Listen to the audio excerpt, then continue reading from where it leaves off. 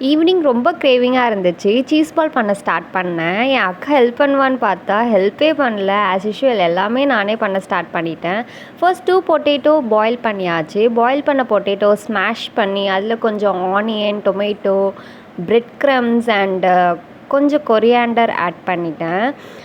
Chat masala and garam masala, salt mix பண்ணிவிட்டு cheese balls பண்ணேன். Cheese இல்லாமையா சீஸ் வச்சு பால் ஷேப்பாக ஆக்கிட்டு அதை கார்ன்ஃப்ளவர் அண்ட் பிரெட் க்ரம்ஸில் டிப் பண்ணி ஆயிலில் ஃப்ரை பண்ணி எடுத்தால் டேஸ்டியான சீஸ் பால்ஸ் ரெடி. ஈவினிங் ஸ்நாக்ஸ்க்கு நீங்களும் ட்ரை பண்ணி பாருங்கள்.